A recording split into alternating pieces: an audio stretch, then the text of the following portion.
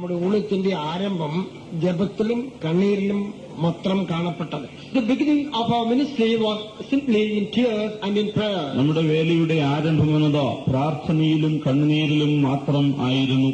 പണത്തിലോ വരുമാനത്തിലോ இந்த കൺവെൻഷൻ இந்த ഊഴിയം ആരംഭിക്കുകയില്ലേ. This ministry was not started because of the income or the money. വരുമാനം കൊണ്ടോ അല്ലെങ്കിൽ പണശേഷി കൊണ്ടോ ആരംഭിച്ച വേലയല്ല ഇത്. ആദ്യ അപ്പോസ്തലരും அப்படிதான் ഊഴിയം ചെയ്താர்கள். This is how even the early apostles ministered. ആദ്യ നൂറ്റാണ്ടിലെ അപ്പോസ്തലന്മാരും അങ്ങനെയാണ് വേല ചെയ്തത്.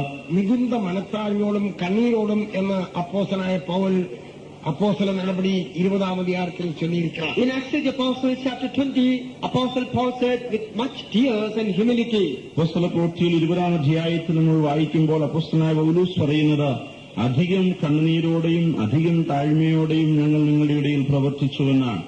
നാം എപ്പോഴും മികുന്ത താഴ്മയോടും കണ്ണീരോടും കാണപ്പെടണം. We will always be seen with much humility and tears. നാം എല്ലായ്പ്പോഴും അധികം താഴ്മയും വളരെ കണ്ണുനീരും ഉള്ളവരായിരിക്കണം. ഒരുവരും ഗുരുവോട് കോപമായോ വൈരാഗ്യമായോ പകയായോ ഇരിക്കக்கூடாது. No one should be angry with another person or no one should hate another person.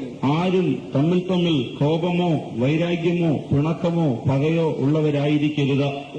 ഒരാളിന്റെ കുറ്റത്തെ മറ്റവർക്ക് ചൊല്ലக்கூடாது. One person should not tell the fault of another person to some other person. ഒരാൾ വേറൊരാളിന്റെ കുറ്റത്തെ മൂന്നാമതൊരു വ്യക്തിയോട് പറയരുത്.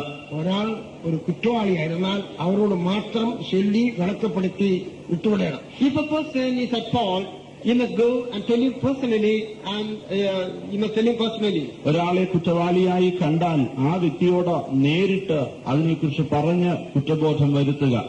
എന്റെ സഹോദരന്റെ കുറ്റത്തെ മറ്റു സഹോദരർക്ക് ചൊല്ലக்கூடாது. I should not tell the fault of my brother to someone else. എന്റെ സഹോദരന്റെ കുറ്റത്തെ മറ്റൊരാളോട് ഞാൻ പറയരുത്. എന്റെ സഹോദരന്റെ കുറ്റത്തെ മറ്റൊരാൾക്ക് ഞാൻ ചൊല്ലக்கூடாது. I should not tell the fault of my sister to another one. എന്റെ സഹോദരിയുടെ കുറ്റം വേറൊരാളോട് ഞാൻ പറയരുത്. അവളുടെ ഈ കുറ്റത്തെ അവർക്ക് ഉണർത്തി കൊടുക്കണം. You must make them to know their own fault. ഓരോരുത്തരുടെയും തെറ്റുകൾ താന്താങ്ങൾക്ക് തന്നെ ബോധ്യം വരുത്തി കൊടുക്കുക.